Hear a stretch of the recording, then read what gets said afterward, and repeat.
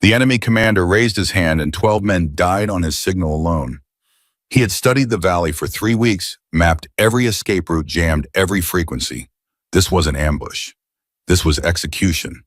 SEAL Team 9 walked into a grave someone else had already dug. If you're watching this story for the first time, welcome, hit subscribe, and drop your city in the comments below. I want to know how far this story has traveled. Now stay with me until the very end, because what happens next on that mountain will change everything you think you know about who saves whom in war. The mission briefing had lasted 11 minutes. Connor Hayes remembered that detail specifically, 11 minutes to describe what the intelligence package called a low-complexity extraction scenario. 11 minutes to lay out terrain maps, projected enemy activity rated at minimal, and an exit window that the mission coordinator called, without any visible irony, comfortable. Hayes had sat in that room studying the valley schematic and felt something move through him that he couldn't name. Not fear. He'd made peace with fear years ago. Something quieter than fear and in some ways more dangerous. The sense that the men in the room who were certain were too certain, and the men who were asking questions weren't asking enough of them. He'd asked too. They'd been answered smoothly, efficiently, and without genuine engagement. He'd let it go.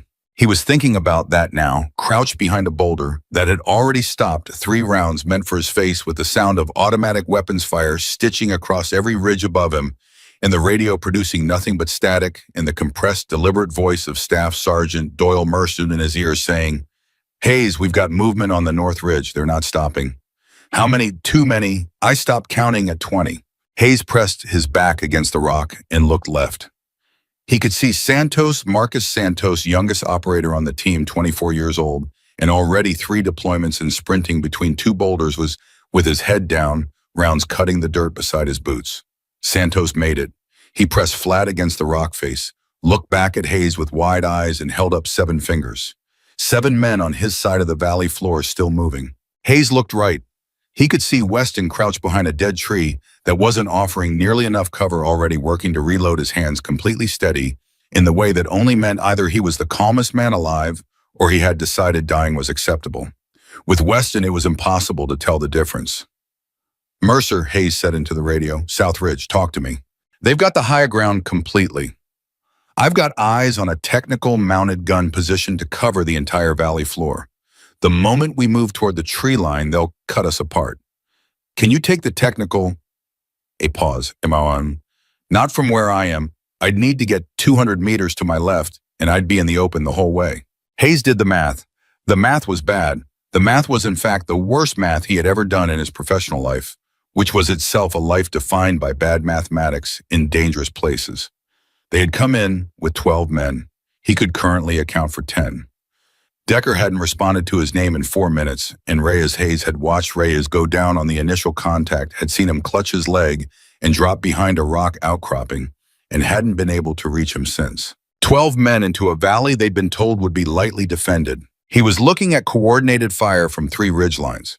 He was looking at what he now recognized with absolute clarity as a tactical formation that required not insurgent improvisation, but professional planning. Overlapping fields of fire, jammed communications, a blocking element at the valley's natural exit point. This wasn't a local militia that had gotten lucky. This was an operation. Someone had designed this valley as a kill box, and SEAL Team 9 had walked into it because 11 minutes and a clean-looking map in the word comfortable had been enough to move them to action. Hayes was going to be angry about that later, if there was a later. "Listen up," he said, pulling his team frequency. "Everyone sound off, position and status." They went around, Weston, Santos, Mercer, Grayson bleeding from his forearm, but functional. Polk, who had somehow maintained a sense of humor about the situation, because Polk always did. Tran, Kowalski, Ortiz, 9 men, not 10. He'd miscounted, or someone had stopped answering. "Where's Decker?" Silence. "Someone tell me where Decker is." Weston's voice came back, clipped and quiet. "He's down Hayes, north end. He's not moving." Hayes pressing his eyes closed for 1 second only. Then he opened them and looked at the ridge above him, tracing the enemy positions the way he'd been trained to trace them, the way that had kept him alive for 11 years in this profession. They were completely surrounded. That wasn't a tactical assessment with nuance or alternatives. That was the plain and literal fact of the situation. The only exits from this valley were the way they'd come in now, controlled by the blocking element, and uphill toward the ridgelines where the enemy was positioned and entrenched in waiting. There was no good option. There was only a hierarchy of terrible options, and Hayes needed to pick one before the enemy decided to stop waiting. "Santos," he said, "when I move, you follow. Weston, I need suppression on the north ridge. 30 seconds. Everything you've got." 30 seconds of everything I've got, Weston said, "and then I've got about 40 rounds left." "I know. 30 seconds."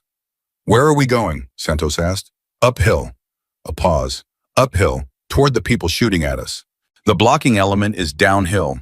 If we go downhill, we die in the open.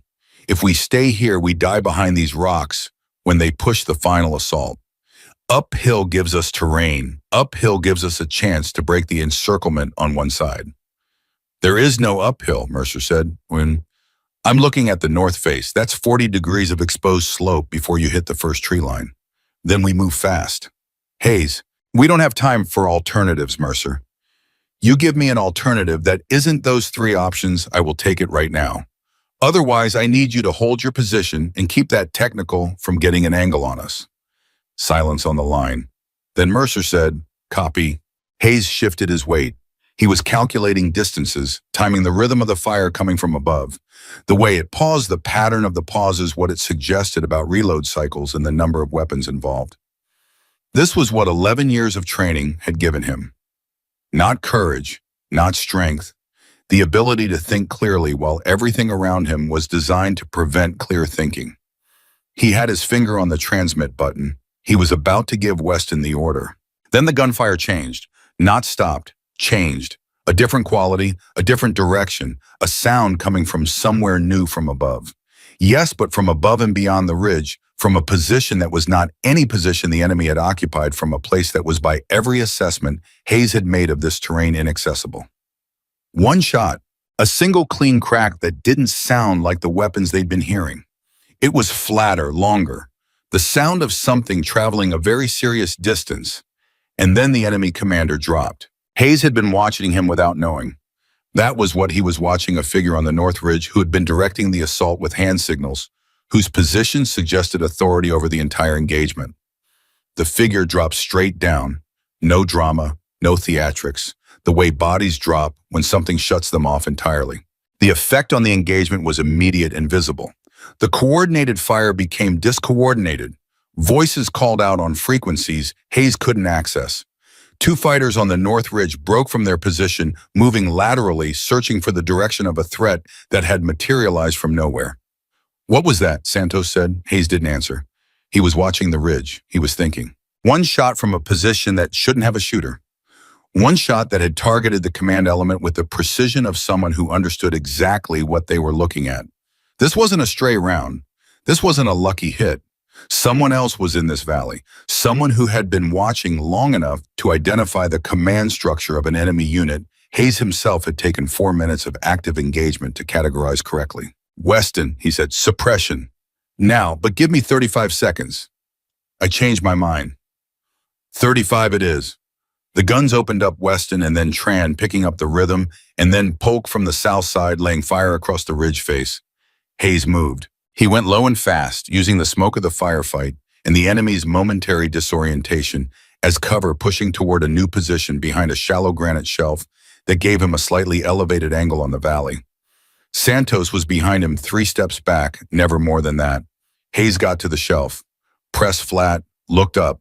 He was trying to find the shooter. He was scanning the upper ridge line, the high ground above the enemy's high ground terrain that had looked on the map like sheer cliff face and loose scree, unviable for any kind of tactical position. He was looking for movement, for reflection, for anything that would tell him where that round had come from. He found nothing, which Hayes understood with a chill that had nothing to do with the temperature was exactly how it was supposed to look. "Mercer," he said, "you see anything on the upper ridge above the enemy line?" Nothing, no movement, no visible position. Someone just put a round through the enemy commander from somewhere above that ridge. Mercer paused. That's 700 meters minimum, probably more. And the wind up there is, I know what the wind up there is. Hayes, that's not a normal shot. That's not someone who wandered into this valley with a hunting rifle. No, Hayes said, it's not. The second shot came before he finished his thought. A machine gunner on the western ridgeline, a position that had been keeping Tron and Kowalski pinned behind a rubble pile for the last 8 minutes, simply stopped firing. Not a misfire, not a reload. The gun went silent and the man behind it went down, and there was another long, flat crack across the mountain air that arrived slightly after the fact, the way sound always chased a bullet from that distance. Oh, Santos said quietly from behind Hayes. Oh, there are 2 of them. There's one, Hayes said. He didn't know how he was certain about one, that he was certain. One shooter. They moved. Between shots that fast. If they're good enough to make those sheets, they're good enough to move between them. Hayes watched the western ridge. He watched the enemy fighters there scrambling, losing cohesion, trying to reorient their defense toward a threat that wasn't coming from any direction they'd prepared for. He watched them look at each other with the specific body language of men whose plan had just been disrupted at a fundamental level. And Hayes had a thought that surprised him in the middle of everything, in the middle of the worst situation he had ever commanded. He thought whoever is up there on that mountain, they didn't have to do this. They had been watching this engagement, and he was certain of that, too certain from the quality of those first 2 shots, the targeting decisions that showed real understanding of the tactical situation. They had been watching, and then they had chosen to act. Why? Why break cover? Why expose a position that was safe and invisible and above the fight? He didn't have an answer. He filed the question somewhere he could come back to. Team, he said, listen to me. Someone is working the ridgelines above the enemy. I don't know who they are. I don't know their objectives. What I know is that every time they fire, the enemy flinches. That's a window. We use those windows. Every shot from above gives us 3 to 5 seconds of disrupted coordination up there. In 3 to 5 seconds, we can move a man 15 meters. 15 meters at a time, we can get everyone into the eastern rock field. And from the eastern rock field, we have actual cover in a defensible position. Clear. A beat. Then Weston clear. Santos, copy that. Mercer slowly, this is the weirdest extraction I've ever been on. Noted, Hayes said. Wait for the next shot. They didn't wait long. The third shot was different. Hayes heard it and felt the familiar displacement of air that suggested the round had passed somewhere close to his position, which for one startling moment made him wonder if his anonymous protector had made a mistake. Then he heard the sound that followed not from above, but from the valley floor, the sharp, sudden end of movement from the blocking element's position at the valley entrance. Whoever was on the mountain had shifted their angle entirely. They had taken a shot at the blocking element 700 meters in a completely different direction, adjusting for completely different conditions. In the window that followed, Hayes moved 4 men. Talk to me, he said, pressing into the eastern rock field with Santos beside him. Everyone moving. Moving, Grayson said, and Hayes could hear the pain in it, the suppressed acknowledgement that his arm was worse than he'd been letting on. Grayson, don't be a hero about that arm. Heroism is nowhere in my intent right now, Sergeant. Good. Poke Kowalski, get to Grayson's position, and support him. On it. They moved in pulses, using every shot from the mountain as a clock. Hayes began to synchronize with the rhythm of the unknown shooter, felt when another round was coming, the way you sometimes feel the beat of a song, changing something in the timing that communicated intention, even across 700 meters of mountain air and chaos. It was Mercer who said what Hayes had been thinking. Whoever's up there, they're not just shooting Hayes, they're shooting in sequence. They're covering us. They know where we are, and they're choosing targets that open lanes for us. I know. That means they've been watching us long enough to track individual positions. I know that too. So they know exactly how bad this is, and they're still... Mercer stopped. Why are they still engaging? If they break contact, now they're clean. No one knows they were ever up there. Hayes reached the eastern rock bayou and pressed flat against the stone, looking back at the valley floor, counting heads as his team filtered in behind him. 8, 9. He counted again. 9. He'd lost someone. Sound off, he said, and the count came back, and it was Tran who didn't answer, and it was Polk who said quietly and with the specific tone that closed all other questions, Tran's not coming. Hayes. Hayes pressed his back against the rock. He'd known Dat Tran for 6 years. He'd been at Tran's wedding. He'd held Tran's son, 6 weeks old and furious at the entire world, and Tran had laughed and said the kid gets it from his mother. He pressed his eyes closed. 1 second, same as before.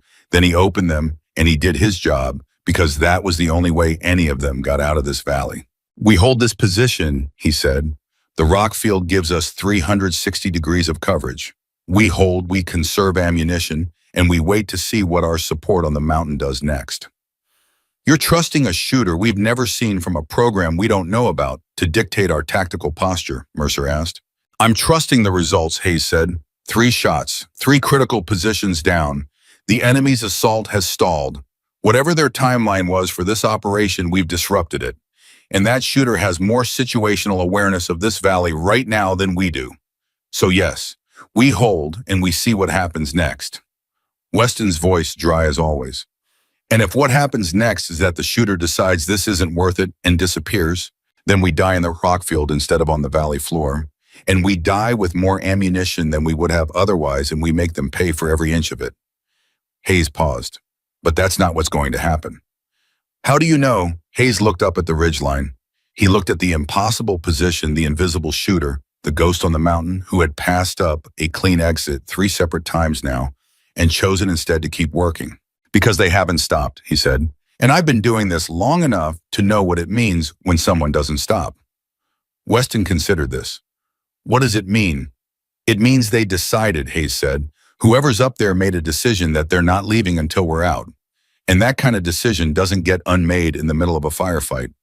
The 4th shot came, and the 5th. And Hayes did not know that far above him, lying flat in a position that existed between 2 rocks on a frozen ridge, Staff Sergeant Ariella Kane was cycling her bolt and relocating and breathing and making decisions that she had never been authorized to make, decisions that were in the clinical language of the program that had created her career ending at minimum and potentially worse. He did not know that she was replaying a memory while she worked, that she was seeing another mountain, another engagement, another set of men in trouble whose coordinates she had reported into a radio while her spotter said, "We have to do something." And she said, "Those are not our orders." He did not know her name or her history or the specific weight of the choice she was making with every trigger pull. He only knew the result. And the result was that SEAL Team 9 was still alive when the sun moved 1 degree across the valley sky. And that Hayes had long ago decided was the only metric that mattered when the mathematics of a situation said the answer should be 0. Somewhere up there, invisible and precise, and choosing every target with the deliberate intelligence of someone who understood what she was looking at, Ariella Kane put a 5th round downrange and held and waited and thought about the man she hadn't been able to save 5 years ago and fired again. The 6th shot didn't come. Ariella had moved 3 times in 11 minutes. She was now pressed into a crack between 2 granite faces that no thermal scope should be able to resolve from below her cheek against the cold stock of her rifle. Her breathing slow and deliberate in the way that wasn't calm, but performed the function of calm well enough to do the job. Her spotter scope was live. Her finger was off the trigger. And she was thinking about something she hadn't thought about in a very long time, which was whether she was going to survive the next 40 minutes. Not the mission. The mission had ended the moment she fired that 1st round. The mission was observe and report. She had observed. She had not reported. She had instead put a 338 Lapua round through the center mass of an enemy commander from 840 meters in a 22-kilometer-per-hour crosswind, and everything that came after that was consequence. Ghost site operators did not have a protocol for what she had just done. The program manual, which she had read 4 times and memorized the way other people memorize scripture, had 17 pages dedicated to the conditions under which an observer could request authorization to engage. Request, authorization. 2 words that required a functioning radio and a command element willing to answer one, neither of which she currently possessed. The radio on her hip was producing static. Had been since 6 minutes before SEAL Team 9 hit the valley floor. Someone had jammed the frequencies with a professionalism that confirmed everything Hayes was only now understanding down below, that this was not an improvised ambush, but a designed operation executed by people who had anticipated every variable, almost every variable. They had not anticipated her. She found that thought neither comforting nor satisfying. She found it simply true the way a ballistic calculation was true, accurate to the conditions it described, and silent on the question of whether those conditions should exist. She shifted the scope slightly left. She was tracking three fighters who had broken from the North Ridge and were now working their way along the upper mountain face, moving toward what they correctly suspected was her general area of operation. They were good. The way they moved, leapfrogging, never two of them exposed at once, using the terrain with practiced efficiency, told her they weren't assigned to guard a ridge. They had been assigned specifically to counter a sniper threat that their command had apparently anticipated as a contingency, which meant her presence here, while not predicted, had been prepared for. That was the thought that tightened something in her chest. She pulled the scope back to the valley.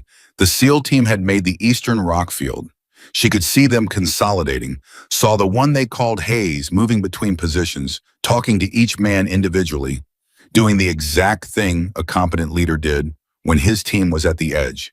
He was keeping them anchored to the present moment, pulling their attention away from everything that had gone wrong and back to the specific manageable task of the next 60 seconds. She respected that without sentimentality.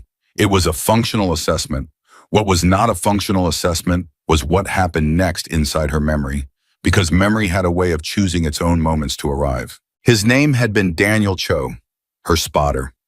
26 years old, Korean-American from a town in Oregon, he'd described as the kind of place that's beautiful if you grew up somewhere, ugly and suffocating if you grew up there.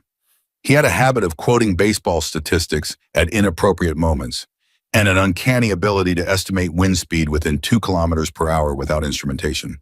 He had been the best spotter she'd ever worked with. He had died on a ridge in a country she wasn't authorized to name, on a mission she was still not allowed to describe, because she had followed her orders precisely and reported what she saw through proper channels and waited for authorization that arrived 6 minutes too late.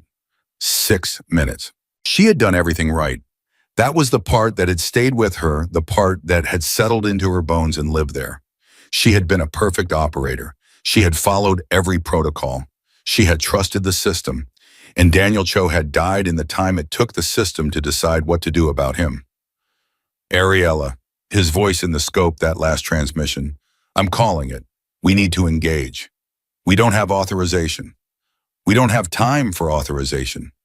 Daniel. There are 4 of them moving on Martinez's position, and Martinez doesn't know they're coming. We can stop this right now. We are the only people who can stop this right now. She had keyed the radio instead of the trigger. She had done it correctly. She had reported the contact, requested emergency authorization, given grid coordinates and enemy count and estimated time to intercept. They had told her to stand by. She had stood by. Martinez had survived. Daniel had not. She never learned the full sequence of what happened in those 6 minutes. She knew only the outcome, that Daniel had tried to close distance to intervene when the authorization didn't come, and that the 4 fighters they'd been watching had become 5 when she shifted her scope, and that the 5th one had been behind cover she couldn't angle through. She had filed a report. The report had been classified. She had been reassigned to Ghost Site, which was itself a kind of answer. They were telling her, without saying it, that she was too valuable to lose and too complicated to place back in a conventional unit, and that the best thing for everyone was to put her somewhere she could observe and report without ever again being in a position to make a unilateral decision that cost the program a liability. That had been 5 years ago. She was making the unilateral decision again, not doing it the same way twice. She said to no one, to Daniel Cho, to the mountain. Then she repositioned. The 3 fighters hunting her had covered 40 meters in the time she'd spent inside her memory. She marked their positions, ran the mental geometry, and understood that they would reach her previous firing location. She'd been there 11 minutes ago, in approximately 8 minutes. They would find the brass, the depression in the rock where she'd steadied her bipod, and the tracks she'd left in the thin frost on the granite. They were professionals. They would read all of it. And then they would be looking for her in a circle roughly 80 meters across, which was uncomfortably accurate. She needed to move again.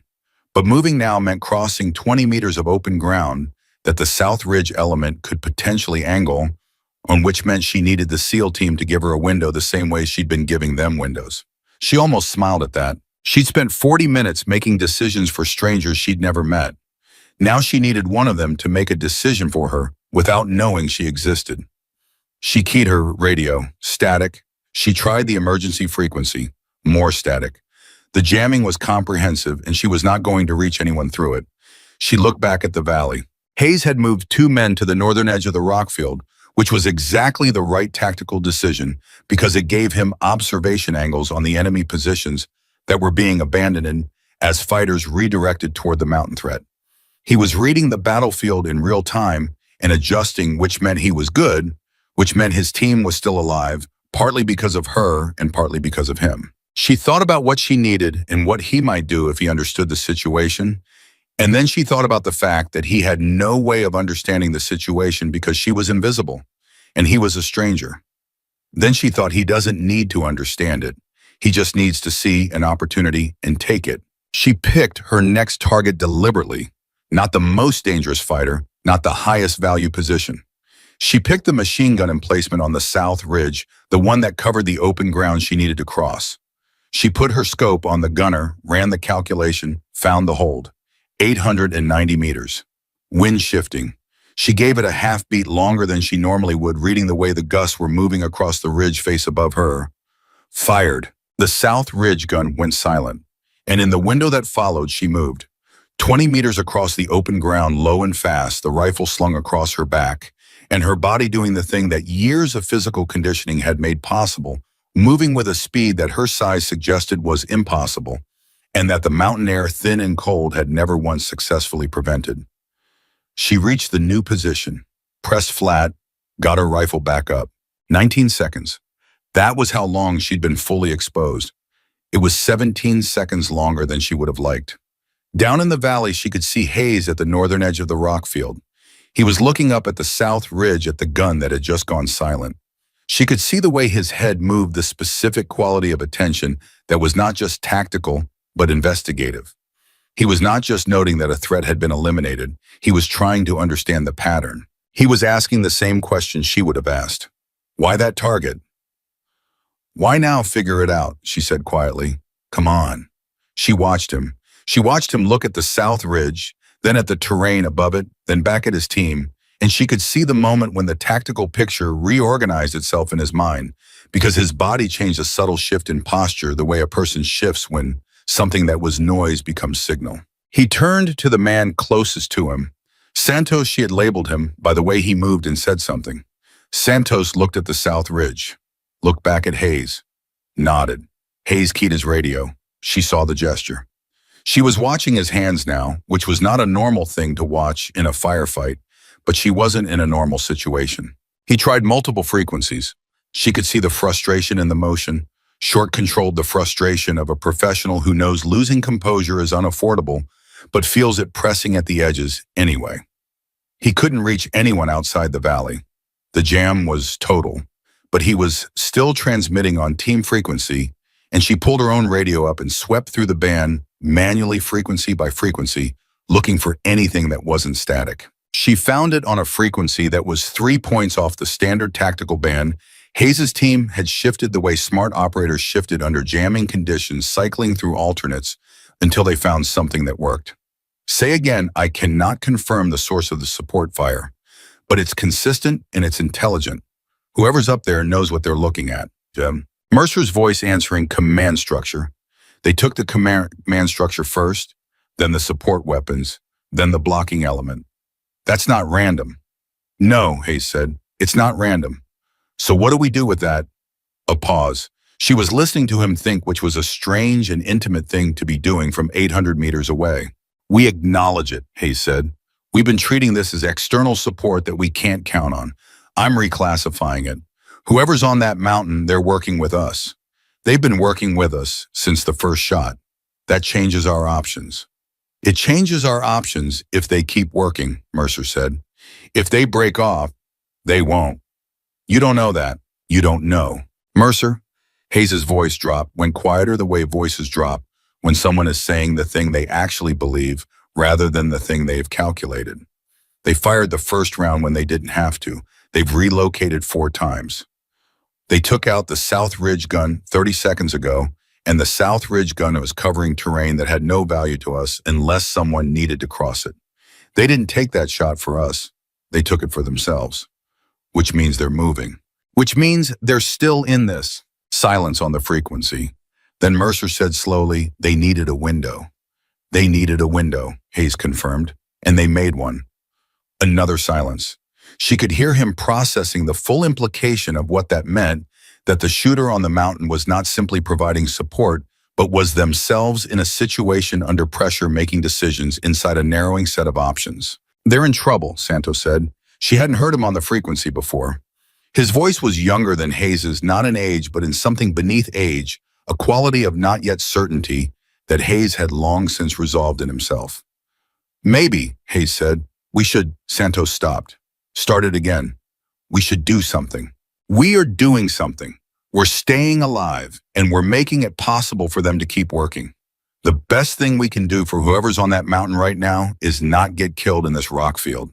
She almost laughed. She almost laughed for the first time in 6 hours, crouched on a frozen granite ridge with 3 professional hunters working their way toward her last position, because the man she was risking her career and possibly her life to protect had just articulated her situation with complete accuracy and had arrived at the correct conclusion without knowing any of the relevant facts.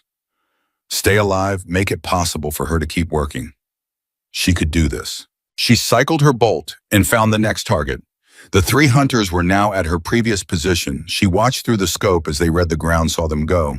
Still, saw the body language of recognition, the exchange of looks that communicated they had found what they were looking for.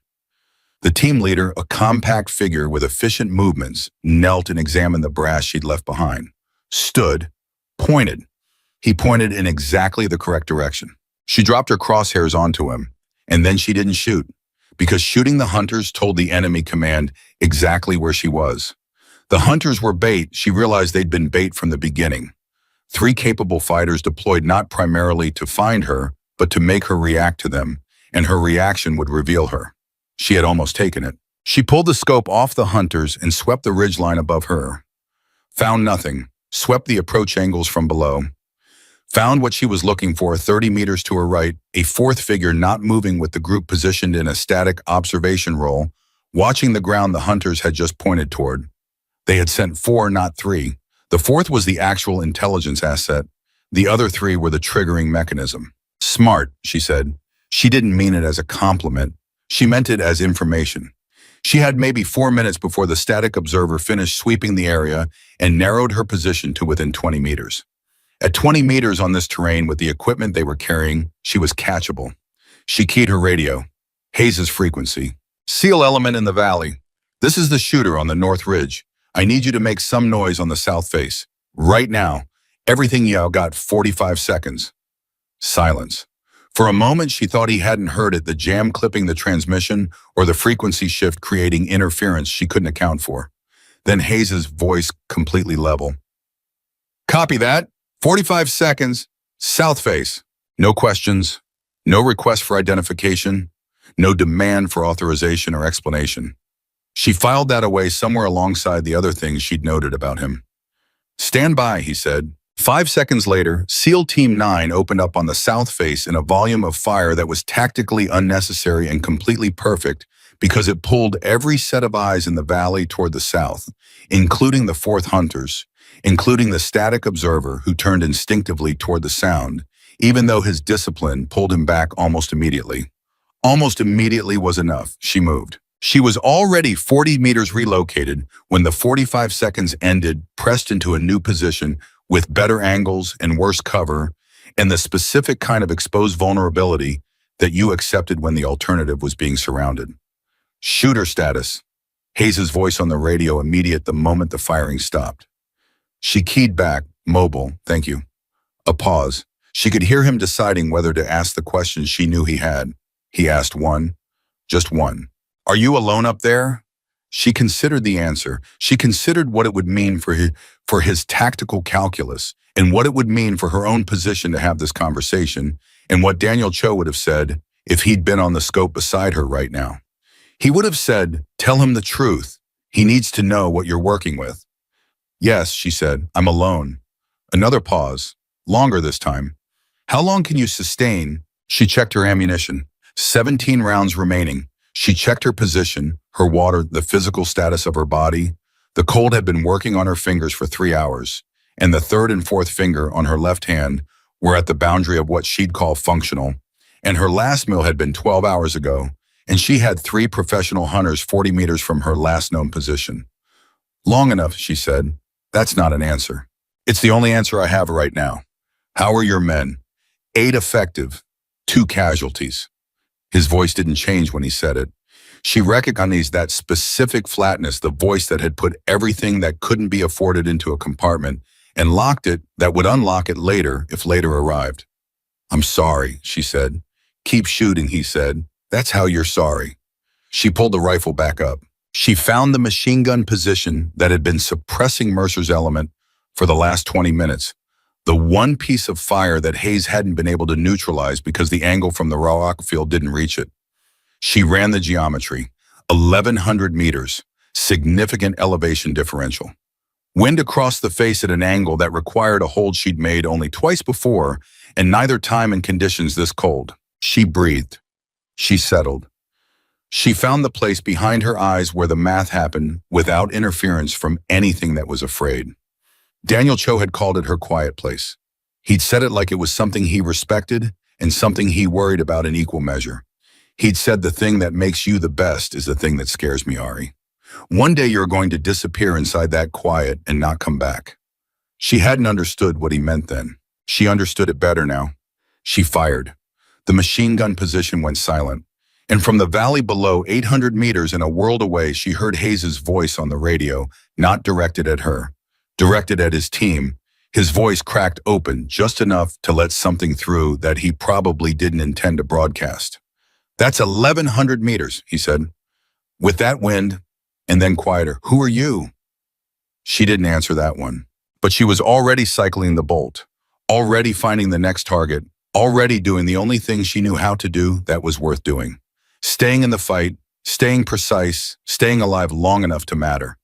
3 hunters were 40 meters behind her, 17 rounds in the magazine, 8 men in a valley who were alive because she'd decided 5 years and 1 dead friend too late that there was a difference between following orders and doing what was right. She settled her crosshairs and held.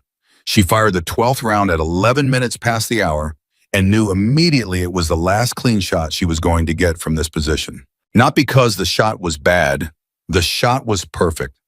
A radio operator on the eastern approach, the man who had been coordinating the hunter team's movement for the last 20 minutes, dropped before he finished the transmission that would have given her position to the entire enemy element on the mountain. Clean, necessary, the kind of shot that closed a problem before the problem became unsurvivable. But the muzzle flash had been visible. She knew it the moment she fired, knew it from the wind shift that had moved the natural concealment at exactly the wrong instant. And she knew it was confirmed 30 seconds later when the hunter team's movement pattern changed completely. No longer sweeping, no longer searching, but converging. 3 professional soldiers moving toward a single point with the focused energy of men who had found what they were looking for. 16 minutes, that was her honest estimate of how long before they reached her. 12 rounds left. She keyed the radio. Hayes? Here. Immediate. He'd been waiting. My position's been marked. I have 3 hunters converging from the northwest. Approximately 16 minutes. A beat. She had learned to read his pauses in the last 40 minutes the way she read wind by duration and quality by what came after them. This pause was short and dense, the pause of a man running calculations he didn't like. Can you relocate? South face is still partially covered. The 4th hunter, the static observer, I haven't confirmed his reposition yet. If I move south and he's angled above the saddle, I'm exposed. What do you need? The question was clean and direct, and she appreciated it more than she would have expected to appreciate anything in the last several hours of her life. I need the 4th hunter found and fixed, she said, and I need it in the next 8 minutes or my relocation window closes. Mercer, Hayes said not to her, the radio still live. You've got eyes on the upper northwest face. Find me a static position. Single figure. He's been observing, not moving, should be well concealed, but he'll have a line on the saddle between the 2 ridges. Mercer's voice came back after a 30-second sweep that felt longer. I've got something. 200 meters above the saddle. He's good. If I hadn't been looking specifically, can you fix him? From here numb, I'd need to move northeast about 80 meters, and I don't have cover for the first 40. Make the 40, Hayes said. Santos covers you. Hayes, that's Mercer. She's been keeping us alive for 90 minutes. Make the 40 meters. A pause from Mercer. Different quality from Hayes's pauses longer, with a rougher edge, the pause of a man recalibrating his trust based on information he hadn't expected to receive. Copy, Mercer said. She watched from the scope, watched Santos take a position at the northern edge of the rock field and open fire on the upper ridgeline in a sustained pattern that was not aimed but was loud and directional enough to pull attention. Watched Mercer move fast, low, committed the kind of movement that was either brave or resigned, and she'd learned long ago that in practice the two were indistinguishable. Mercer made the 40 meters, dropped flat, got his own scope up. I have him, Mercer said 9 seconds later. Static observer, upper northwest face. He hasn't moved. He's got eyes on the saddle. Can you fix him without engaging? Negative. He's going to see any approach through the saddle. There's no angle that... Mercer stopped. Wait. Talk to me. He's watching the saddle. He's not watching the ridge itself. If your shooter goes along the ridge rather than through the saddle, goes high instead of cutting low. That's a longer route, Hayes said. It's a survivable route. The saddle route isn't. She had been listening to all of it. She was already looking at the ridgeline above her, tracing the alternate path, doing what she did, mapping geometry and time and probability against each other, with the part of her mind that never stopped running those calculations, even when the rest of her was occupied with staying alive. The ridge route was longer. It was also exposed in 3 places where the terrain dipped, creating windows that the hunter team could potentially angle through if their timing overlapped with hers. But Mercer was right. It was survivable. The saddle wasn't. I'm taking the ridge, she said. Understood, Hayes said. Mercer fixed the observer. Don't let him reposition. And if he repositions anyway, Hayes's voice was even, then she adapts. She's been adapting the whole time. She was already moving. The ridge route demanded everything she had, physically not the cold endurance of lying still in a hide site for hours, but the explosive controlled effort of moving fast across unforgiving terrain with a rifle across her back and fingers that were at the far edge of functional, and the specific awareness that speed and silence were pulling in opposite directions, and she had to find the exact calibration between them that kept her alive. She found the first exposed section at 4 minutes into the movement, stopped, assessed. The hunter team was below and to her left, and their angle through this section was narrow but real. She checked her watch. They had covered more ground than her 16-minute estimate, 14 minutes remaining, maybe less. She crossed the exposed section in 6 seconds. She had made a decision in the moment before crossing that she hadn't consciously articulated, but that her body understood. She moved without hesitation, because hesitation was its own kind of visibility, because stopping in the middle of an exposed crossing was worse than never starting it, because commitment was a tactical choice as much as a physical one. She reached cover on the far side. Her breath was controlled. Her hands were less controlled than she wanted them to be. Contact, Mercer's voice on the radio sharp. Observer is repositioning. He's moving east. He may have heard movement on the ridge. How long before he has angle? Hayes asked. 2 minutes, maybe less. Shoot her down, Hayes said. You copy that? Copy up I am, she said, already moving again. I have 2 exposed sections remaining. First is 30 meters ahead. How long to cover both? She ran it. Honest math. 4 minutes if I push. You have 2. I know. She pushed. The second exposed section was wider than the first, and she didn't stop to assess it. She ran the geometry in motion, processed the angles, while her boots were already moving, committed before she had complete information, because complete information was a luxury that had expired 6 minutes ago. She was 15 meters into the crossing when she heard the shot. Not from below, from the right. The observer had repositioned faster than Mercer's estimate. The round hit the rock face 18 inches to her left, and she felt the fragment impact on her forearm, not the bullet, the stone it threw, and she didn't stop. She couldn't stop. Stopping meant dying. So she ran the last 15 meters with her arm leaving a thin trail of blood on the granite and reached the cover of the far side and pressed flat and waited. Her forearm was cut, not deep. The sleeve of her jacket had absorbed most of the fragment energy. She could feel it bleeding, and she could feel that it was not the kind of bleeding that required immediate action, and she cataloged it and moved on. "Shooter," Hayes said. "Report." "I'm across, I'm hit." Silence. A different quality of silence than any she'd heard from him yet. "How bad?" "Functional. Fragment, not bullet. I have 9 minutes before the hunter team reaches my previous position and realizes I've moved." She could hear him controlling something. She had no way to know what it looked like from his side only. What it sounded like, a very brief compression of breath before his voice came back professionally level. "Where are you now?" "I'm at the high point of the ridge. I have firing angles on the entire north face of the valley from here. Better than anything I've had in the last hour." She paused. It was worth the crossing. "Show me," Hayes said. She understood what he meant. He wasn't asking for information. He was asking for proof of life through action, the only currency that meant anything in a situation like this. She put her scope on the North Valley face, found a two-man element that had been moving toward the rock field for the last 20 minutes.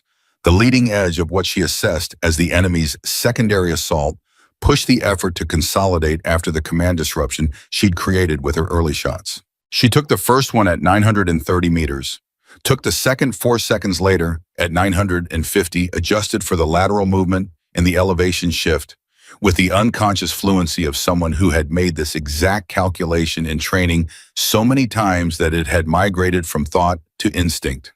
Both down. "That's showing you," she said. On the radio, she heard Polk say quietly but clearly, "Okay, I believe in her now." She would have smiled at that if her face wasn't pressed against a cold rifle stock with blood running into her jacket sleeve. Hayes' voice to his team. "The secondary push is being dismantled. They're going to change tactics. They're not going to try another frontal assault after this." He paused. "Which means they're going to try something else." "Like what?" Santos asked. "Like they're going to come after her directly. All of them. They'll leave us pinned here, and they'll put everything on the mountain." Ariella had arrived at the same conclusion 3 minutes earlier. She keyed the radio. "Hayes, you're right." "I know I'm right. The question is what you do about it." "I can relocate again. I have 3 possible positions from this ridge that give me continued angles on the valley and complicate any pursuit." "You've been relocating for 90 minutes, he said. "How much longer can you sustain that?" She didn't answer immediately. She was looking at her ammunition count, at her arm, at the hunter team now at her previous position, and spreading into a search pattern that was faster and tighter than the previous one they'd learned adapted, were operating with the specific efficiency of professionals who understood they were behind and were trying to make up time. 8 rounds. "Not much longer," she said. "Then we need to change the problem." "What does that mean?" "It means you've been fighting their battle for an hour and a half. You've been reacting to their terrain, their pressure, their timeline. It's working, but it's not winning." She heard him move, the sound of boots on rock, the compression of weight. "You need to fight your battle." "I don't understand what you're suggesting." "You know this terrain. You've been on this mountain since before we walked into the valley. You know every position, every angle, every approach. I know tactics. I know how to push men through a defended space. Between those 2 things," he stopped. She waited. "Come to me," he said. The words landed differently than she expected them to. Not as an order, not even really as a request, as something that had been decided somewhere beyond both of them in the logic of the situation itself. "You want to come up the mountain," she said. "I want to stop letting them dictate the engagement. They put us in the valley. They built this kill box. Every minute we stay in it, we're fighting on their terms." His voice was steady, and she could hear the thing underneath the steadiness, not recklessness, but the specific, considered commitment of a man who had thought it through and arrived at a conclusion that scared him and was right anyway. "We come to you. You bring us to terrain, you understand. We stop retreating and we start choosing." She looked at the valley below, at the rock field, at the approaches between his position and the mountain. "The road is covered," she said. "The south approach has 2 active positions. I can take one. The other is at an angle I can't reach from here." "We take care of the angle you can't reach," he said. "Give me the grid." She gave it to him, heard him relay it to Mercer, heard Mercer say it was a difficult angle, and Hayes say he knew, and Mercer say he'd make it work. How long before you can be ready to move? She asked. 3 minutes. The hunter team will be at my current position in 7. If you start moving in 3, and I stay in position until you hit the base of the mountain, you're going to sit there and keep working while they close on you. That's what I've been doing, she said. A pause, that particular kind. When we get through this, he said, I want to know your name. The words were simple, and she didn't know why they hit her the way they did somewhere unguarded. Somewhere she hadn't expected anything to reach in the middle of a firefight on a mountain in a situation that was still extremely likely to kill both of them. Kane, she said. Ariella Kane. Connor Hayes. And then immediately back to business. 3 minutes. Stay alive, Kane. She put the radio down and put her eye back to the scope. 6 rounds. The hunter team was moving fast. She watched their pattern, read their direction, identified the team leader by his positioning relative to the other 2. He was always slightly behind and to the right, the observation position, the command position, the position that coordinated without fully exposing. Smart, disciplined. She watched him for 10 seconds, learning the rhythm of his movement. Then she shifted her scope to a rock formation 40 meters ahead of him. The natural waypoint, his path was trending toward the next piece of cover in the sequence of cover he'd been using. She waited for him to reach it. He reached it. She took the shot not at him, but at the rock face above him, a deliberate miss, throwing fragments and sound, creating a sensation of fire from a direction that was not her actual position. The hunter team froze, reassessed. The team leader looked toward the false position, signaled. The team began moving laterally away from her actual location toward the ghost she'd created. She'd bought herself 4 minutes. She took a breath, let it out slowly. The arm was throbbing now in a way she was beginning to find distracting, which she noted as information about blood loss and adrenaline cycling and nothing else. She keyed the radio. Hayes, what's your status? Moving 60 seconds to the base of the mountain. His voice was clipped now, the voice of a man in motion. She could hear the controlled effort behind each word. Mercer neutralized the south position. We have a lane. How many are you bringing? 5. Left Grayson and Polk in the rock field to maintain a presence. Don't want the enemy knowing we've thinned out. A pause broken by the sound of rapid movement. Kane, the hunter team. Bought 4 minutes. They're chasing a ghost. 4 minutes is enough. She heard something shift in his voice. Not relief, not yet, but the first distant relative of it. We're coming up. She pressed her cheek against the rifle. She had 5 rounds and a bleeding arm and 3 professional hunters who were going to realize in 4 minutes that they'd been played, and somewhere below her, Connor Hayes and 5 SEAL operators were climbing a mountain that no intelligence map had ever suggested was climbable under fire. She thought about Daniel Cho. She thought you were right. There's a time for radio and a time for trigger. And the hard part isn't knowing the difference. The hard part is living with whichever one you chose. She chose a trigger.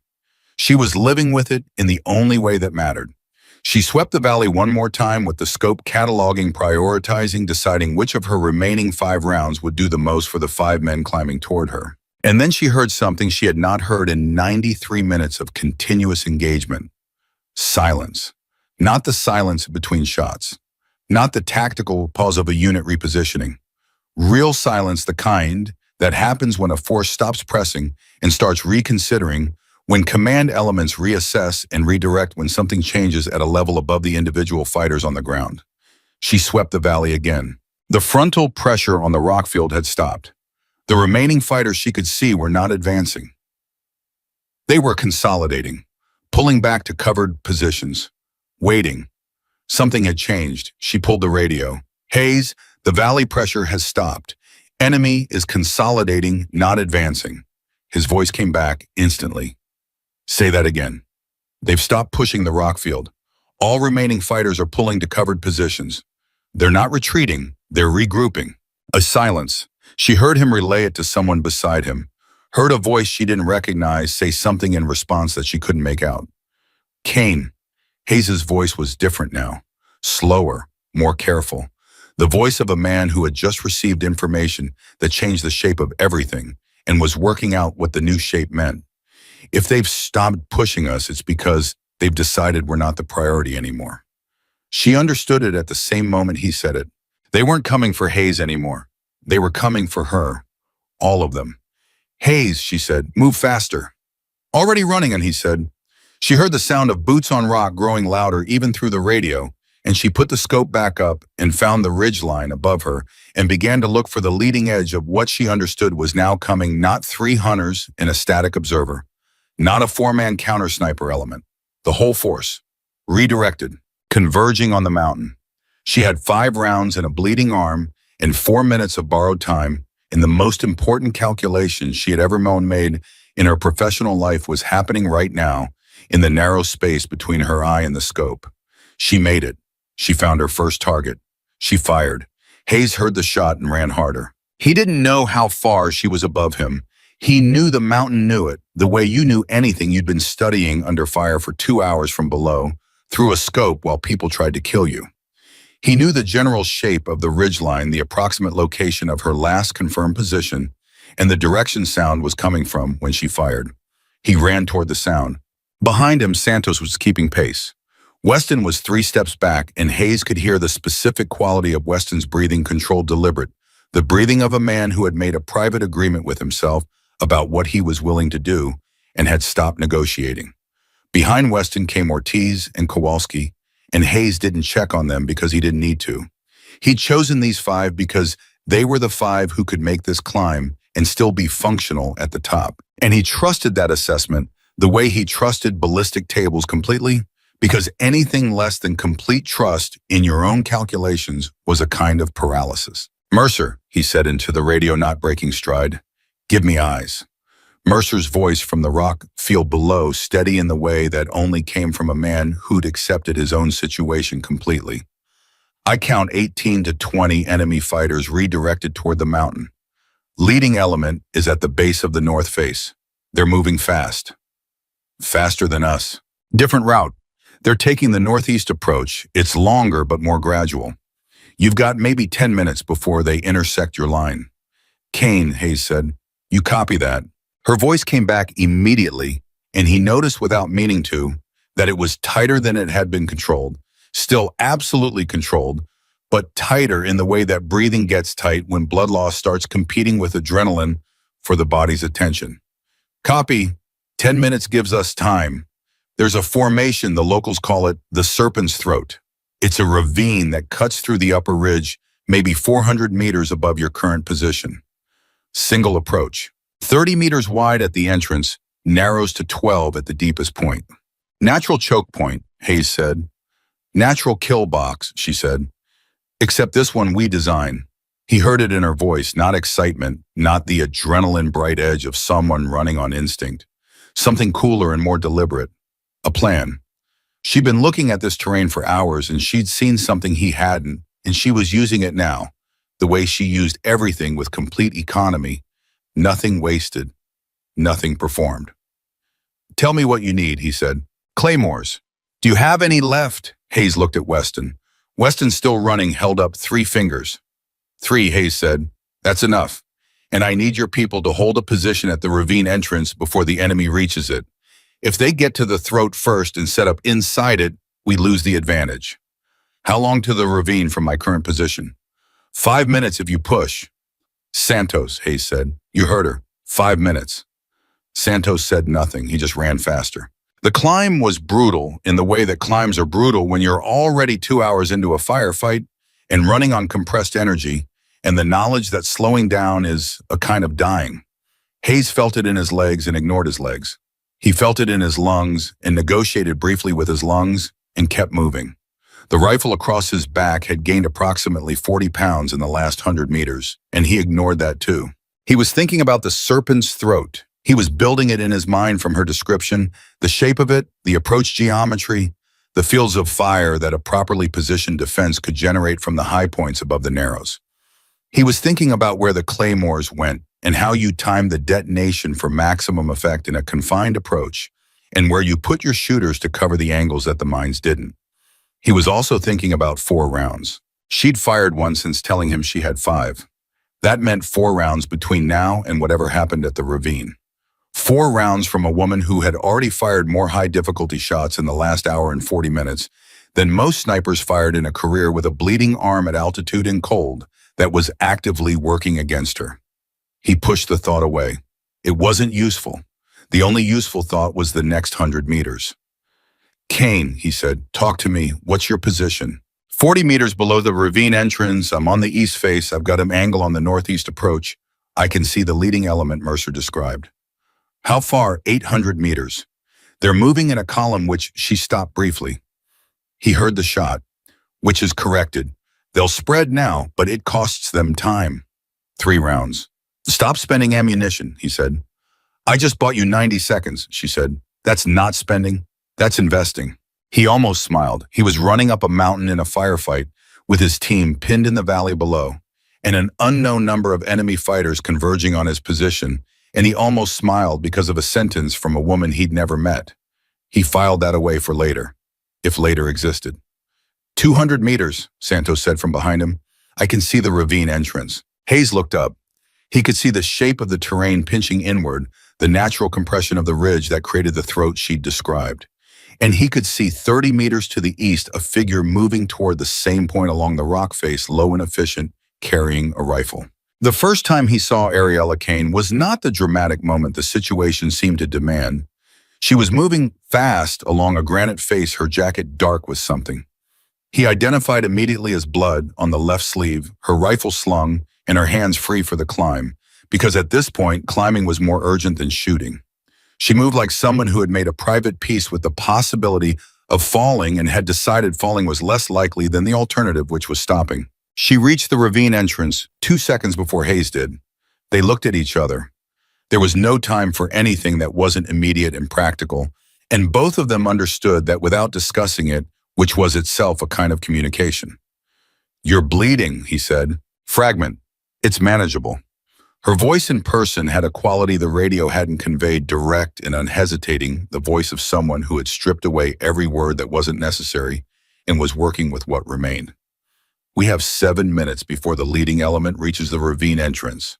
Where do you want the claymores? Hayes was already looking at the ravine geometry. First one at the entrance angled to cover the approach lane. Second one 30 meters in at the first narrowing. That's the point where they'll be most compressed. Third one I want at the exit point facing back in case they try to push through. She was nodding before he finished. Santos, she said, and Santos startled slightly because she was using his name without introduction. Get the first claymore in while I'm talking. Back face of the entrance rock, 12 degrees, left of center. You'll see the angle when you're there. Santos looked at Hayes. Hayes nodded. Santos went. You know his name? Hayes said. I've been watching your team for 2 hours. I know everyone's name. She said it without apology or softness, just fact. Weston goes to the high point on the east wall. There's a natural platform 8 meters up. I've had eyes on it all day. He'll have coverage of the entire ravine from there. Ortiz and Kowalski on the west face lower position covering the entrance approach. You and I hold the center. You and I hold the center, Hayes repeated, not questioning it, processing it. I have 3 rounds, she said. I'm not in a position to be useful at distance anymore. Up close in the ravine, 3 rounds is 3 rounds. You know how to fight in close quarters. She looked at him with an expression that managed to convey several things simultaneously without taking any time to convey them. I know how to fight, she said. Hayes looked at his team, Weston already moving toward the east wall, Ortiz and Kowalski positioning without needing to be directed because they had heard everything and were professionals. Santos had the first claymore set and was moving to the second position. 6 minutes.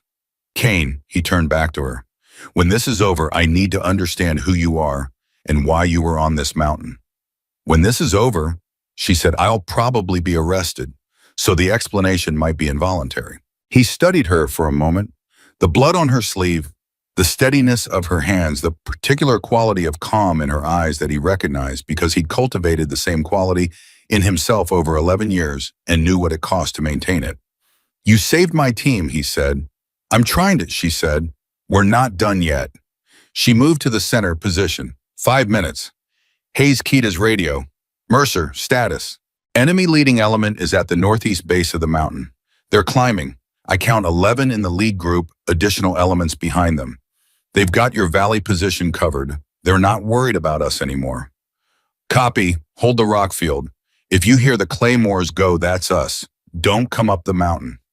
Hayes, you come up the mountain, you leave Grayson and Polk exposed. They can't move. You're their cover. Hold the rock field. A pause from Mercer, the kind that meant he hated the order and was going to follow it. Copy. Hayes moved to his center position. Kane was 3 meters to his right, lying prone with her rifle forward, her eye to the scope, watching the approach. First element will come through in pairs, she said.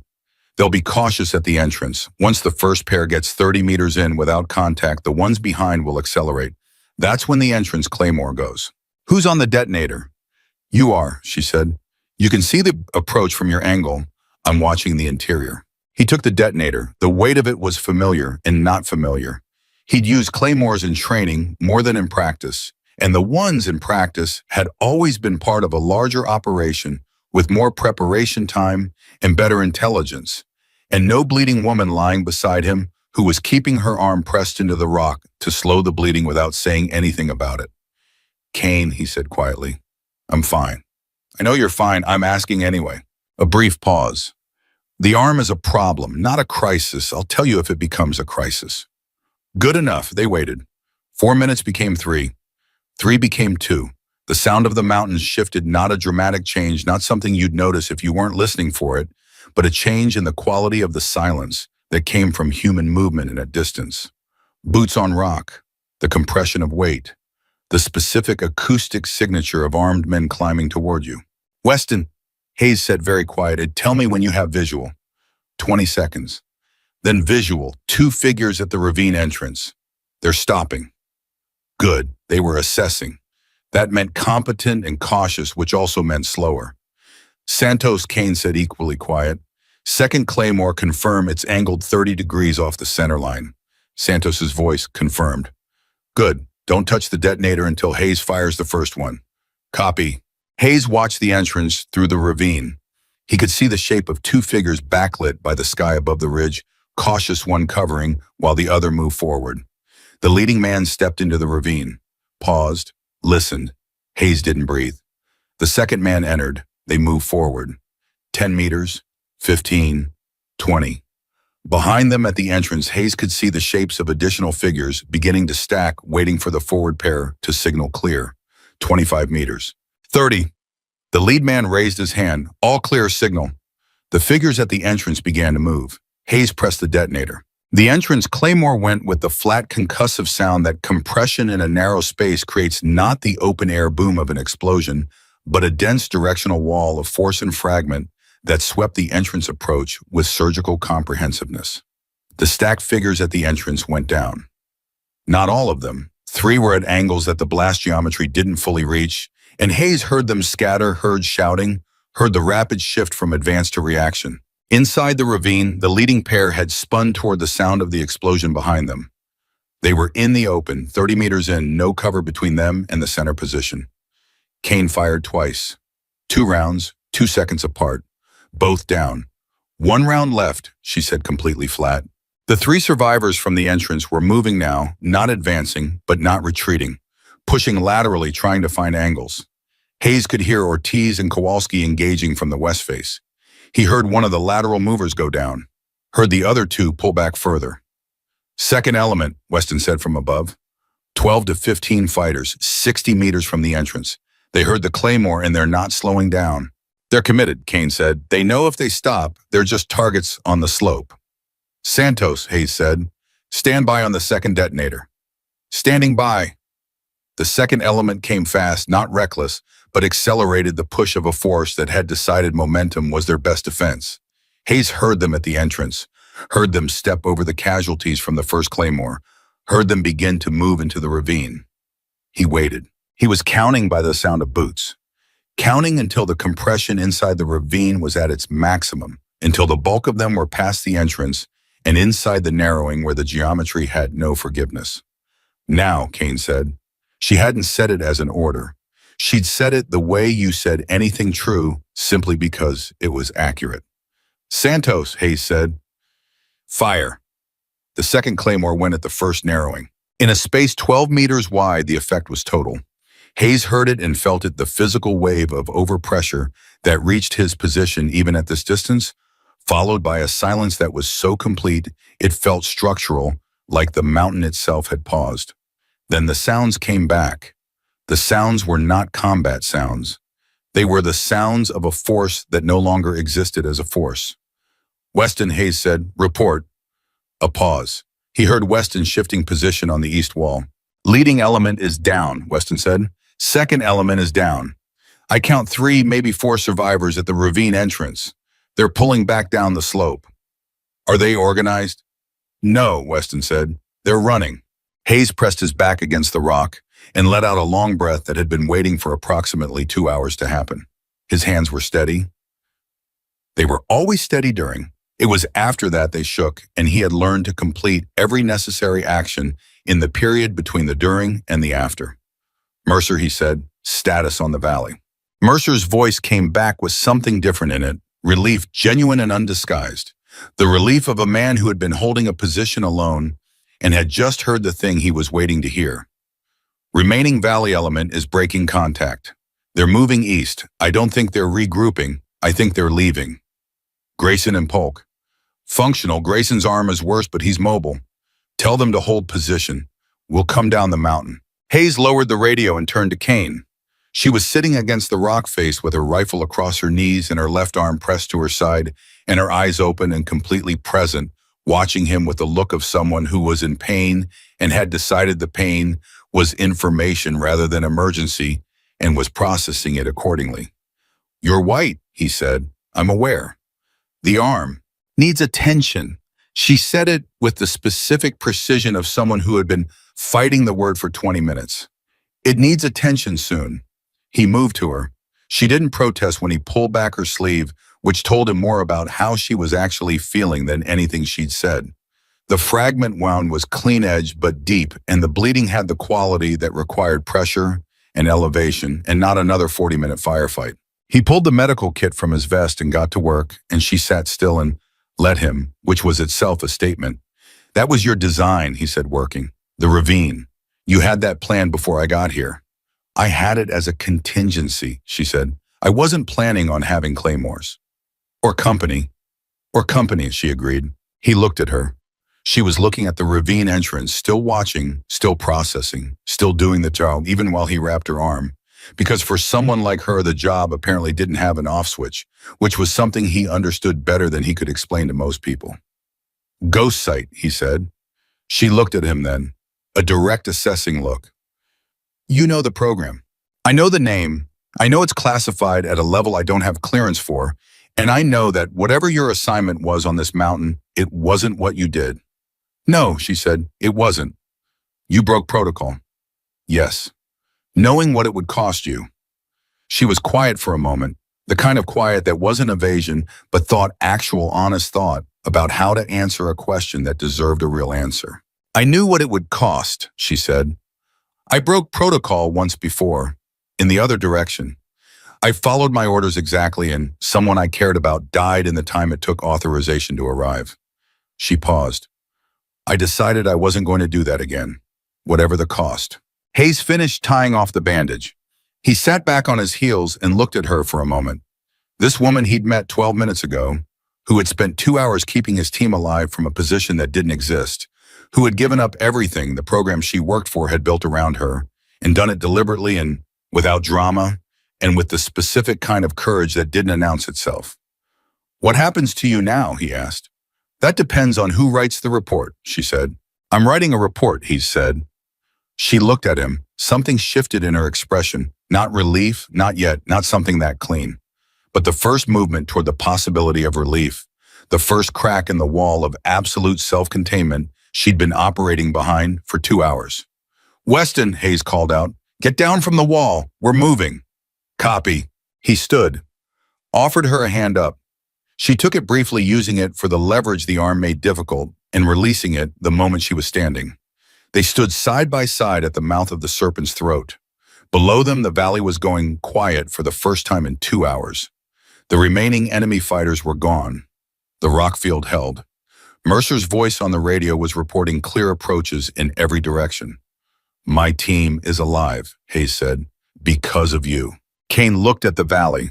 Her expression was complicated in a way that he didn't have the information to fully read.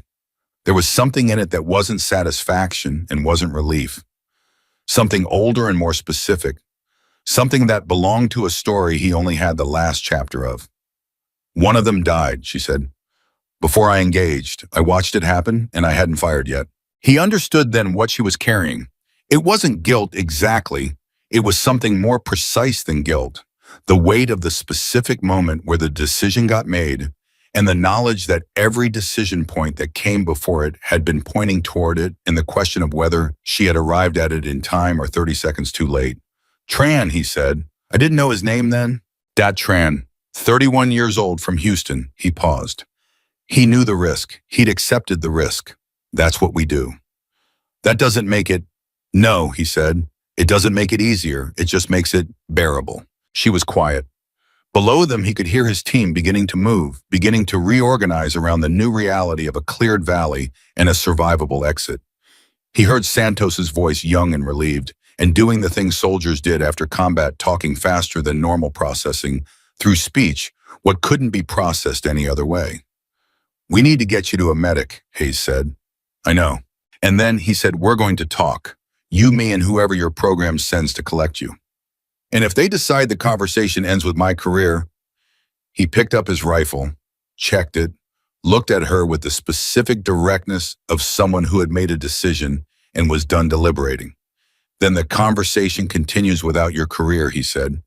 Because what I watched you do today, that doesn't get buried in a classification level. That gets remembered. She looked at him for a long moment.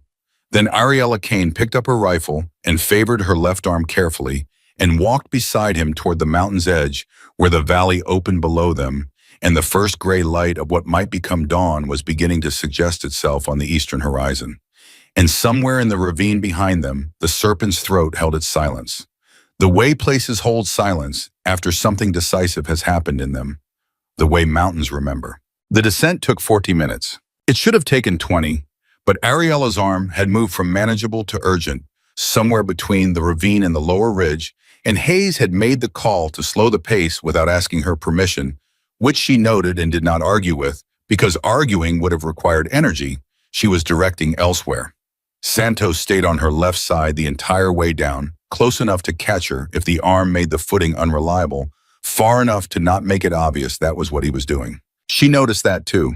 She didn't say anything about it. The valley floor was quieter than anything she'd experienced in the last 3 hours. Not peaceful quiet, had a different quality after combat, a held breath quality, the silence of a place that had been loud and was now processing what it had done. The rock field where Hayes' team had sheltered looked different from ground level than it had through a scope. Smaller. She had understood intellectually that 8 men had held that position against a coordinated assault, but standing inside it, she felt the reality of it differently. The way the boulders were arranged, the angles they'd used, the specific decisions visible in the spacing of spent brass on the ground. Grayson was sitting against the largest boulder with his arm bandaged and his rifle across his knees and an expression on his face that had given up pretending to be anything other than exhausted. He looked at Ariella when Hayes brought her in and said nothing for a moment. Then he said, "You're shorter than I expected." "You're louder than I expected," she said. "I could hear you from 800 meters. Grayson laughed. It was the involuntary kind, the kind that came out when the body needed to release something, and laughing was the available option. Polk laughed too, and then Santos, and for 30 seconds, SEAL Team 9 laughed in a rock field at the bottom of a mountain valley, while the smoke from the engagement was still visible on the upper ridges. Hayes didn't laugh. He was watching Ariella, and she knew he was watching her, and she let him, because there wasn't anything she could do about it, and because she understood what he was looking at. He was looking at the person who had spent 2 hours making decisions that would determine whether he had a team to bring home, and he was reconciling that person with the woman standing in front of him, bleeding through a field bandage and holding her rifle with one hand because the other arm wouldn't cooperate. "Mercer," Hayes said, "Status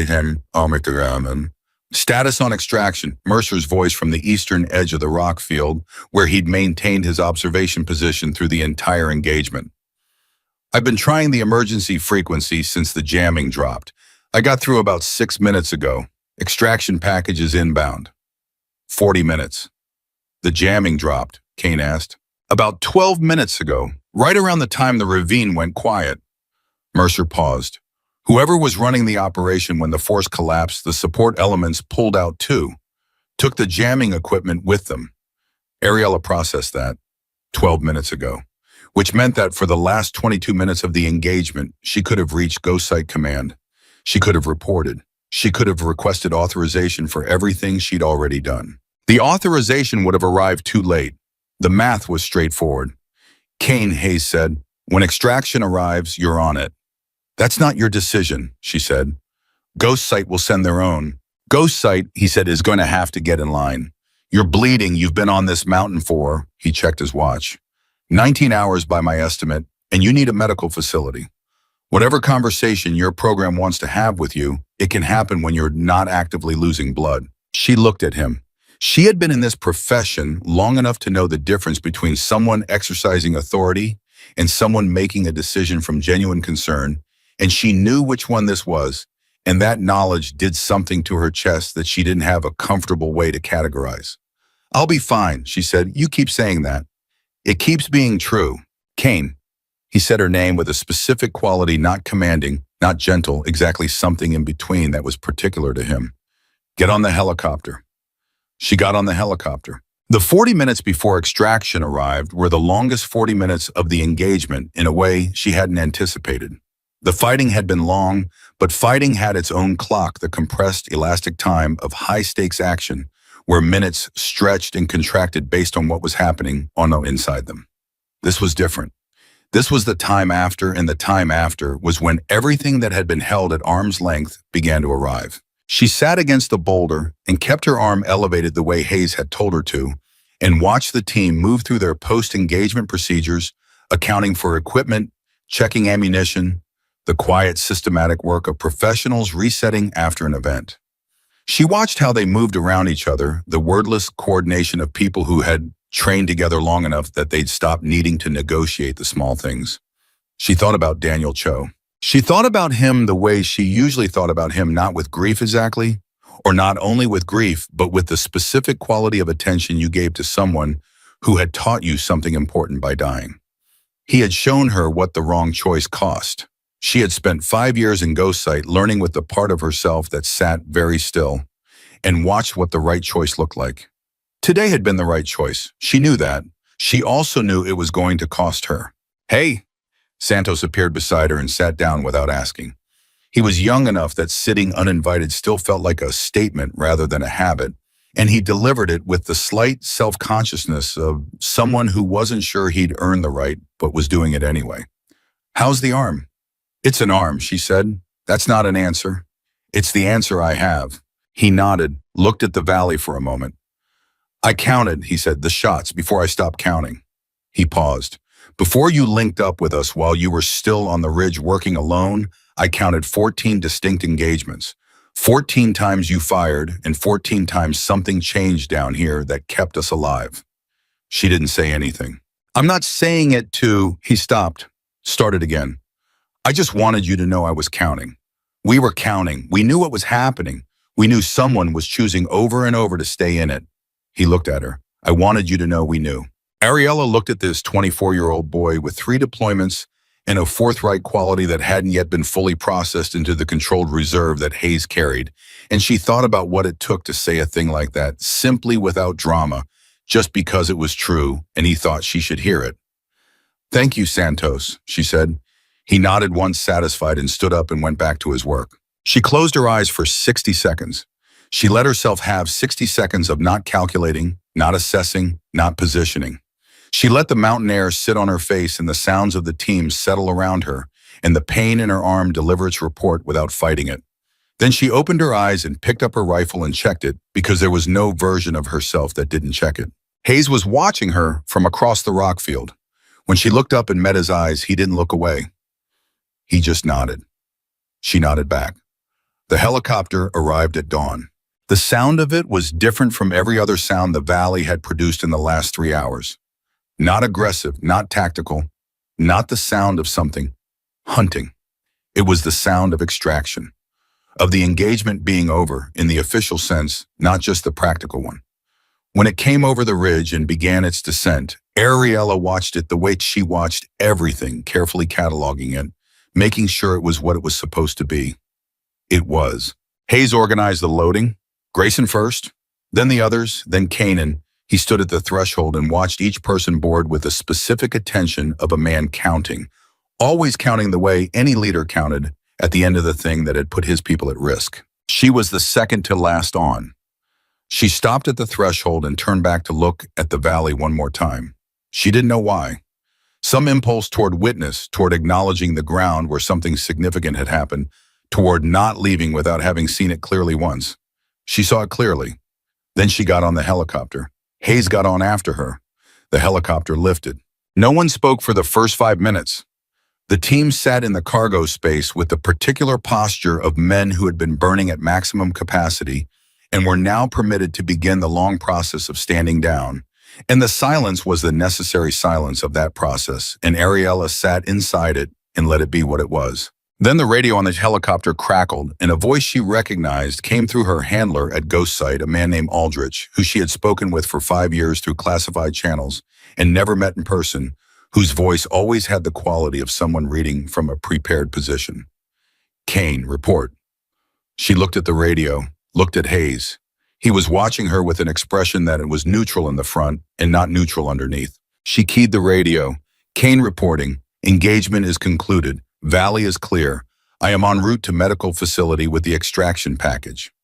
You are en route with a SEAL team, Aldrich said, and the emphasis was precise and intended. Yes. Your assignment was observe and report. Yes. Enumerate your engagements, Kane. She was quiet for a moment. The helicopter was loud. The team was quiet, every man in the cargo space listening without appearing to listen. 14 primary engagements, she said. Approximate enemy casualties between 18 and 22. Enemy force has broken contact and left the operational area. SEAL Team 9 is intact and extracted. 2 KIA. She paused on those 2 words the way she always paused on that particular phrase, giving it the weight it required. Tran and Decker. You were not authorized to engage. No, she said, I wasn't. Ghost Site Protocol. Ghost Site Protocol, she said, and her voice was even, and she had made this speech to herself on the mountain for 2 hours. So it came out cleanly without anger, without defensiveness, just as a series of true statements requires an observer to request authorization before engagement. I attempted to reach command on primary and secondary frequencies for approximately 4 minutes before the jamming became total. I was unable to reach authorization. At that point, I had a choice between following a protocol that required a communication capability I no longer possessed or making a field decision based on the information available to me. The field decision, she said, kept 8 men alive. I understand the protocol exists for reasons. I understand those reasons. I am prepared to accept whatever consequence the program assigns. She paused. I'm also prepared to make the same decision again in the same circumstances. That's the complete report, Aldrich. She released the radio key. The helicopter was very quiet. Then Weston, who had not said but a single word to her since she'd boarded, said from across the cargo space without looking up from his rifle, For the record, I would like to officially not care what that protocol says. Ortiz, same. Kowalski, same. Santos didn't say anything. He was looking at her with the expression of someone who was 24 years old and had just watched something that was going to stay with him for a long time and didn't have the words for it yet and had enough self-awareness to know that. Mercer said from the front of the cargo space, his voice carrying the weight of a man who had been on the ground in the rock field for 3 hours watching the thing that she'd done. I want that on record too, whatever record matters. Aldrich's voice came back through the radio. Flat, professional. The voice of someone who was also making a calculation. Stand by Kane. She stood by. Hayes, sitting beside her now, said quietly enough that only she could hear it, he's deciding. I know. He's deciding whether what you did helps the program or costs the program. Yes. What do you think he'll decide? She had thought about this. She had been thinking about it since the moment she fired the first shot because she was the kind of person who did not make decisions without modeling their consequences, and this consequence had been fully modeled before she pulled the trigger. I think, she said, that Ghost Site is a classified program, which means the decision about what I did is also classified, which means Aldrich can write it either way, and no one outside the program will know the difference. She looked at her hands. The question is whether he thinks I'm still useful. Are you? I just demonstrated that I can maintain a position at altitude for 19 hours, engage at extreme range in adverse conditions with a fragment wound, relocate 14 times under active pursuit, coordinate with an unknown ground element in real time, and execute a complex ambush in a confined space with 3 rounds and a borrowed plan. She paused. I think I'm still useful. Hayes looked at her. The expression on his face was not quite a smile, but occupied the same region. Yeah, he said. You are.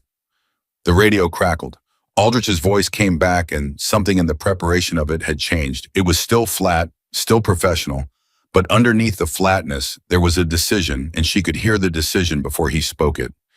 Kane, Ghost Site is formally documenting this engagement as an authorized emergency response under Provision 7 of the Field Operations Mandate. Your actions are within, she blinked. Provision 7, she said. Provision 7 requires that the operator make a documented good faith attempt to reach authorization before engaging. You made that attempt. The attempt failed due to enemy jamming of communication frequencies. The provision applies. A pause. You are not in violation of Protocol Kane. She sat with that for a moment. Beside her, Hayes said very quietly, he found a way. He found a way, she agreed. She didn't know how to feel about it. This clean resolution, this official sanction, applied retroactively to a choice she had made, fully expecting to be punished for it. Part of her, the part that had spent 5 years in a program that rewarded absolute compliance, felt the relief like something physical. Another part of her, a part she hadn't heard from in a long time, recognized the relief and held it at arm's length because she knew that the value of the choice she'd made wasn't contingent on the consequence. She had made it knowing it would cost her. The fact that it hadn't didn't change what it had been. Aldrich, she said, I want that understood clearly, not just documented as authorized. Understood. The protocol failed. The protocol creates a window between contact and authorization where operators in the field lose decision-making capacity at the moment they need it most. That window killed my spotter 5 years ago. It almost killed 8 men today. I want that in the report. A longer pause from Aldrich this time. That's a significant critique of program policy, Kane. Yes, she said, it is. Hayes was watching her. She could feel it. I'll document your assessment, Aldrich said finally. She released the radio key and leaned back against the helicopter wall and looked at the ceiling and breathed. Daniel Cho, Hayes said. She looked at him. Your spotter, he said. That's who you were thinking about on the mountain. She hadn't said Daniel's name to him. She told him there was a previous mission, a previous choice, a previous cost. She hadn't said the name. How did you know that? She asked. Because nobody makes the choice you made today without carrying someone, he said. The choice you made today wasn't abstract, it was specific. It was for someone particular. He looked at her steadily. I wanted you to know I understood that. She looked at this man who she had known for approximately 4 hours, who had made the decision to climb a mountain toward gunfire because leaving her alone on it was not something he was capable of doing, who was now sitting beside her in a helicopter, treating the inside of her with the same directness he'd brought to everything else. And she understood something that she hadn't had the space to understand while it was happening.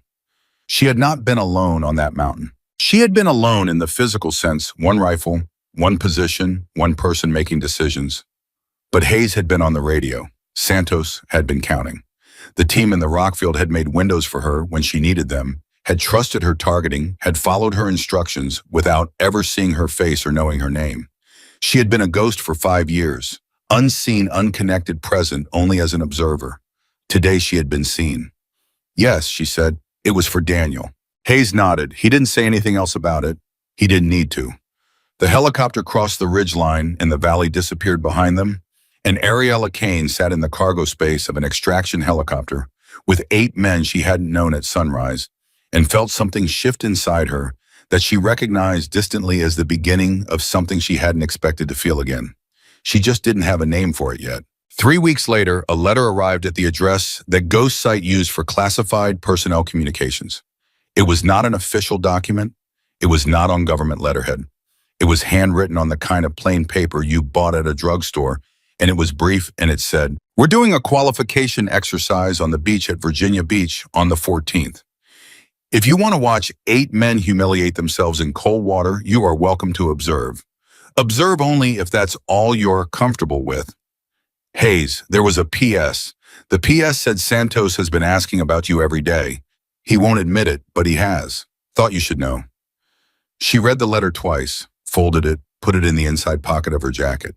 She had spent the 3 weeks since the valley in debrief, days of structured questioning about every decision she'd made on the mountain, every shot she'd taken, every protocol she'd bent, or broken, or technically complied with, depending on who was doing the reading.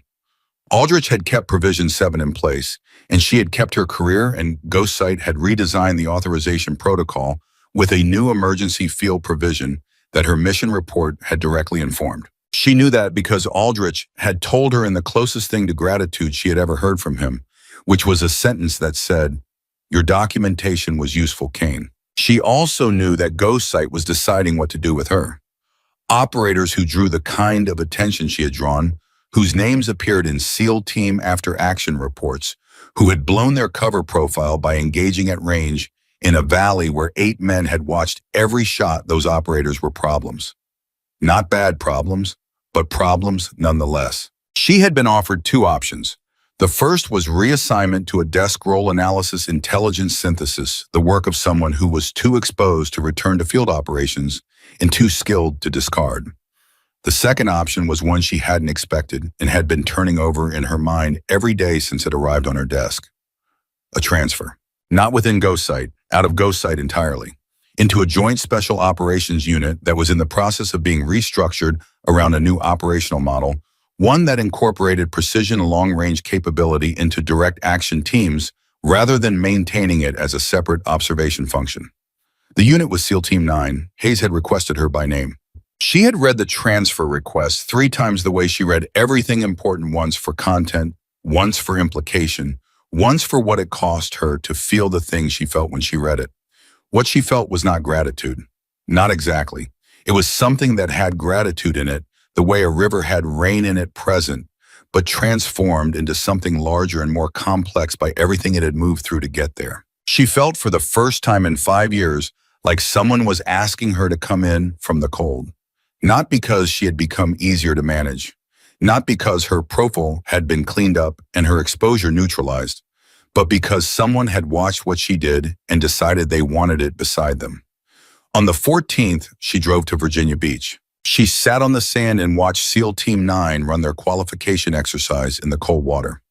And it was exactly what Hayes had promised, 8 men doing things to themselves that the human body had not been designed to volunteer for in conditions that required the specific kind of commitment that was indistinguishable from stubbornness at close range. Santos saw her first.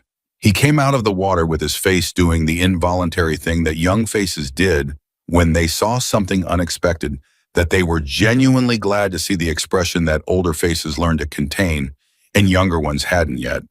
He said her name, Kane, and then he said it again differently, like he was confirming something, and then he said, "You came."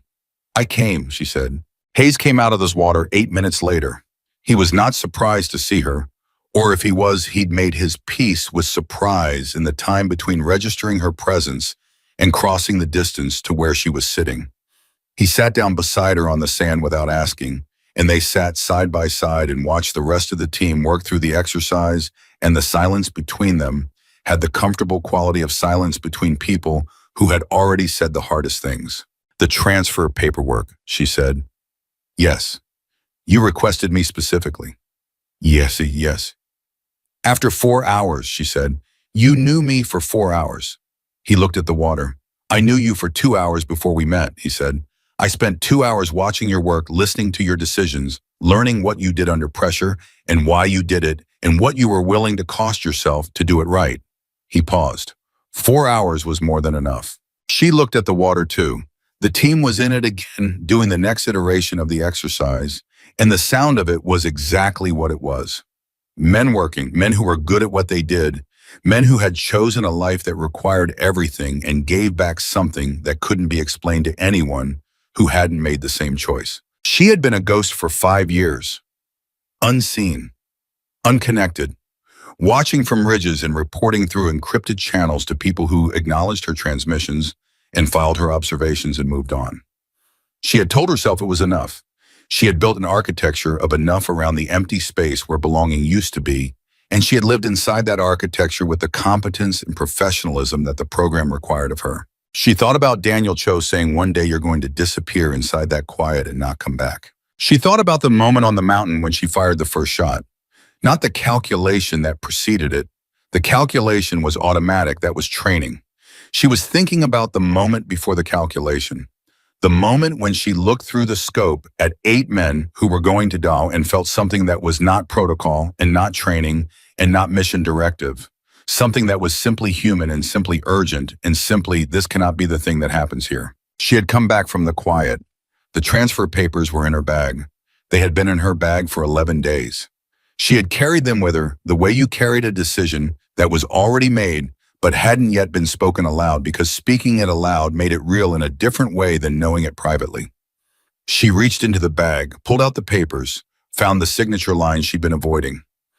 Hayes watched from the corner of his eye and said nothing. She signed her name, Ariella Kane. The handwriting was steady. She put the pen down and looked at the water. I'm not a team player by nature, she said. I know, Hayes said. I've been operating independently for a long time. I have habits that don't work in a unit structure. I know that too. I will tell you when I think you're wrong. Good, he said. I need someone who does that. She looked at him. Why me? He looked back at her, and the answer was simple and direct and entirely true in the way that only things you've thought through completely can be. Because when it was hardest, he said, you didn't leave. She sat with that, let it settle into her the way things settled when they were accurate. Around them, SEAL Team 9 came out of the water in ones and twos, and Santos dropped onto the sand 3 feet away and said something about the temperature of the Pacific that made Weston tell him the Pacific was warmer than this, and Santos tell Weston to stop being a human encyclopedia, and Weston say he'd consider it. And the ordinary noise of the team filled the space around her the way ordinary noise filled spaces gradually, naturally, without requiring anything of her except her presence. She was present. She was not observing. She was not reporting. She was not invisible on a ridge above a world she was prohibited from touching. She was on the sand, with her name on a document, with people who knew what she had done and what it had cost and had asked her to come anyway. Ariella Kane looked at the ocean. She breathed the salt air. She felt the cold on her face and the sand under her and the weight of the signed papers in her hand. And she understood finally the thing that the mountain had been trying to teach her for 19 hours. She had gone up that ridge as a ghost, nameless, disconnected, following a mission designed to keep her invisible and safely above everything that mattered. She had come down as a soldier. Not because she had stopped being a sniper. The rifle was still hers, the distance was still hers, the quiet place behind her eyes where the calculations happen, without fear that was still hers and always would be. But a sniper without a reason to protect was just a person alone on a mountain with a gun. She had found her reason. And the most important shot in war was not the one that ended a life. It was the one that brought you back to the living. She had fired that shot the moment she made her choice. Everything else had been aiming.